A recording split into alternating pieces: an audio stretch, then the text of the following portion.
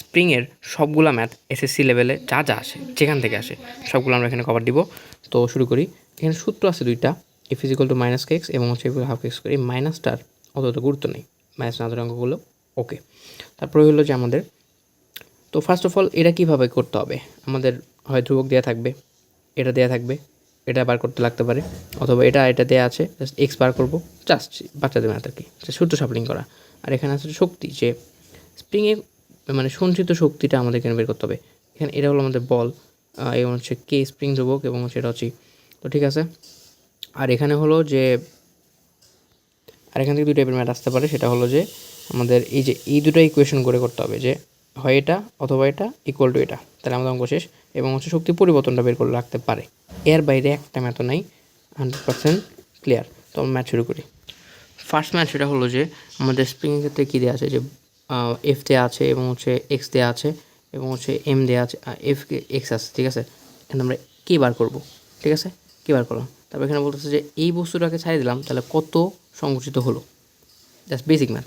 কী করতে হবে, ইকুয়েশন দিয়ে বসে দিলে কাজ শেষ।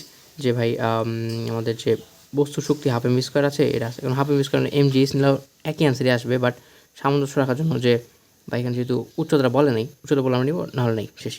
এক্সট্রা আমরা বার করে ফেললাম, দ্যাটস ইট। এটাই হচ্ছে এক টাইপের ম্যাথ, মেইন ম্যাথ বলা যেতে পারে। তারপর হচ্ছে যে 30 সেন্টিমিটার সংকোচন করলে কত উচ্চতা উঠবে, এখানে বলছে উচ্চতা, তাহলে আমরা কী করবো, জাস্ট এই যে ইকুয়েশনটা বসাবো, half X square equal to M G S, শুরুতে যেটা বলছিলাম সেই নিয়মে কিন্তু অঙ্ক হবে, জাস্ট এই নিয়মে অঙ্ক পার করে ফেললাম, শেষ। খুবই সিম্পল ম্যাথ। তারপরে আবারও ওই যে বললাম যে বেগ বলা উল্লেখ থাকতে পারে, মানে উচ্চতা নেই, মানে হচ্ছে আমরা এই শুধু ইউজ করবো আর কি, হাফ এম স্কোয়ার, কারণ এখানে বেগ আছে, দ্যাটস ইট, একই ম্যাথ। তারপর একটা চিত্র দিয়ে একটু অন্য ধাঁচের ম্যাথ, সেটা হলো যে চিত্রের মধ্যে ধরো যে সংকোচন হয়েছে আমার এতটুকু 0.2 এবং এম দেওয়া আছে, এখানে ধ্রুবক নির্ণয় করতে বলেছে, যে এই প্রথম সূত্র থেকে যে আমরা বের করবো যে আমাদের বা এই যে আমাদের F is equal to K x, F মানে হচ্ছে আমাদের এম জি এবং হচ্ছে মানে হচ্ছে আমাদের কে এক্স, কেটা আমরা এখানে বের করে ফেলবো, এম দেওয়া আছে, জি দেওয়া আছে, এক্স সবই দেওয়া আছে, ওকে। তারপর আমাদের শক্তি নির্ণয় করা বা শক্তির পরিবর্তনটা বের করার জন্য আমাদের বলতে পারে যে 4 গুণ ভর জোড়ালে কী বলবো, যেহেতু আমার এখানে যে ভর আছে 5 কেজি, সেটা দিয়ে ধরো 0.2 ছিল, আমি সংকোচন করছি স্প্রিংটাকে, এখানে ছিল, আমি এত নিয়ে যেতে পারছি, বেশি ইজিলি অবশ্যই আমরা বেশি করতে পারবো, সেটাই আমাদের এখানে।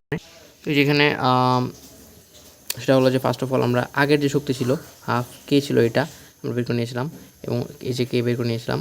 তারপর যে এক্সট্রা হচ্ছে 0.2 স্কোয়ার করে দিলাম, আগের শক্তি এটা। এখন পরবর্তীতে শক্তি কী হলো, শক্তির জন্য আমাদের এক্সট্রা লাগবে, রাইট, এক্সট্রা ফ্যাক্টর, কারণ হচ্ছে হাফ কে এক্স স্কোয়ার, রাইট।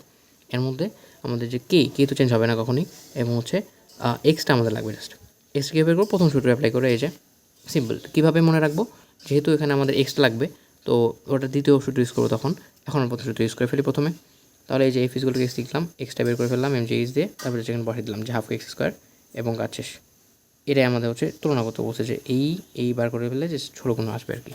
একই কথা, যে কোনো তুলনা বা এত কত চেঞ্জ হবে না সেটা থেকে আসছে হচ্ছে তোমার যে ভরের কি চেঞ্জ হবে, এবার বলতে পারে একই অঙ্ক দুটো একদম জাস্ট খালি শাফলিং করা।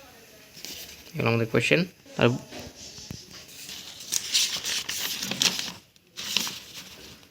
এখানে বলছে শক্তি ছিল সেটা হচ্ছে 3 গুণ হয়েছে, মানে আমরা যে শক্তি বের করছি এই যে এটা, রাইট, 4.9, এটা 3 গুণ হতে হবে, কী হবে, অবশ্যই হাফ কে এক্স স্কোয়ার ইকুয়াল শক্তি।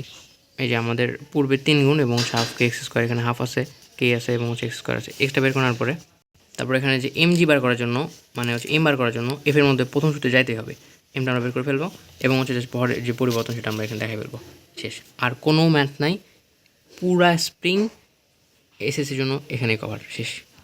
মাত্র 2টা সূত্র এবং এখন টেস্ট পেপারে সব